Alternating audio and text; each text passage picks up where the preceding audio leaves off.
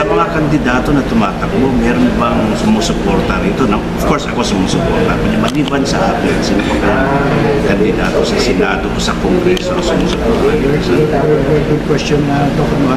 Dahil naman tayo ay nag-create ng Team Juror Candidates 2016. So, ako sa ito, andyan si Sheriff Ibrahim Albani. Andyan si General Junicio Santiago, kasama din sa Team Juror Candidates. Sino ko ba iba kasama natin dito? May mga party list. Kamukha halimbawa, meron pa isang senador na tumatakbo na kasama din natin dito, si Bishop Bruce, Bernards Bruce. Yan, ha? At isa pa si Attorney Arquesa na dating party list ng mga senior citizens na kasama din po natin yan dito po sa Team Juror Candidates sa senatorial slide. Sa mga party list naman, siya na, kung hindi ko may nakalimutan akong mabanggit na, pero doon makikita naman sa ating Team Juror Pilipinas na Facebook page. Ngayon, sa mga kongresista naman, party list, meron din yung whistleblower ni Colonel Raposa, George Raposa.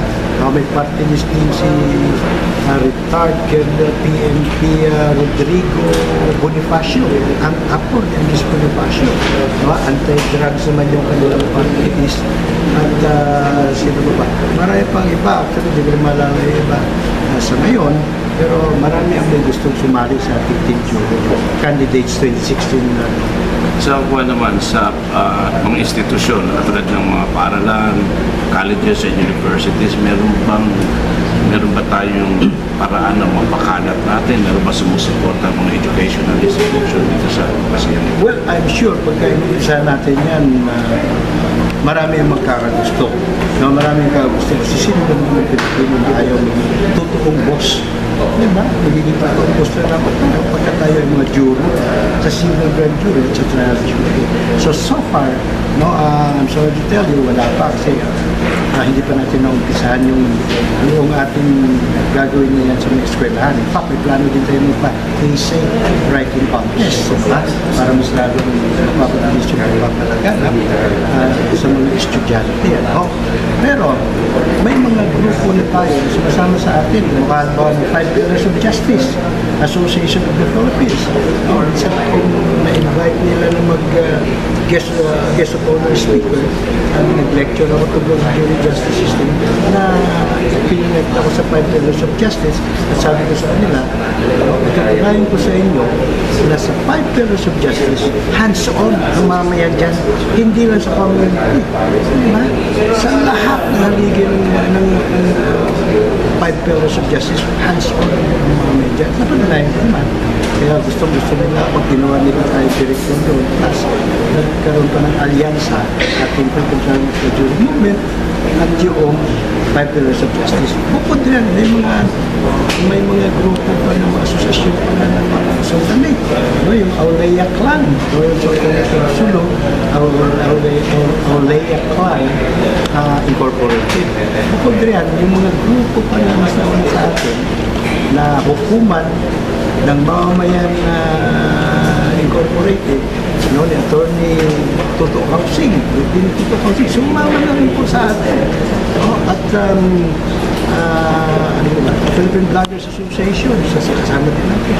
Marami din tayong mga Facebook creators na ang kanilang mga membership ay lalaki na.